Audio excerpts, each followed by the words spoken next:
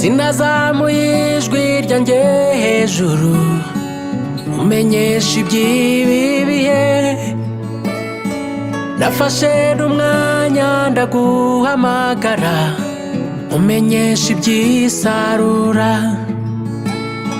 mubwira iby'ubwami ko bwegereje, witegure mbese ibishura byawe. Imvura iracyagwa muri ya mihana, izuba riracyarasa, ariko ibihe ntibikakumare imbaraga z'umutima,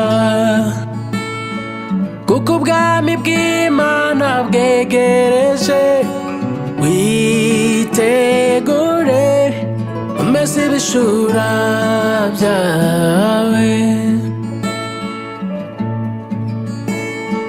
Ibihe bizashika abami bahinduke, abantu benshi bazibagira rya jambo ry'imfatiro z'isi, wibutsa abasigaye begereye ya ntebe, bitwaje intwaro zose z'ukuri, tuzamuke wa musozi wera. Ibihe bizashika abami bahinduke, abantu benshi bazibagira rya jambo ry'imfatiro z'isi, wibutsa abasigaye begereye ya ntebe, bitwaje intwaro zose z'ukuri, tuzamuke wa musozi wera. Za nzandiko zo kuguhugura waribagiwe urazita, ariko kubw'urukundo nyigukunda nkwandikira urwa kabiri, mubwira iby'ubwami ko bwegereje, witegure umese ibishura byawe. Ko tumeze nk'ibisukwa ku gicaniro, kuko n'igihe cyacu gisohoye.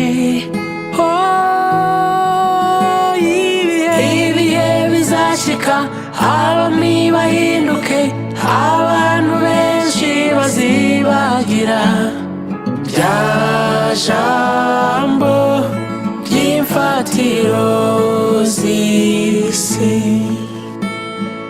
wibutsa abasigaye begereye ya ntebe, bitwaje intwaro zose z'ukuri, tuzamuke wa musozi wera. Ibihe bizashika abami bahinduke, abantu benshi bazibagira rya jambo ry'imfatiro z'isi,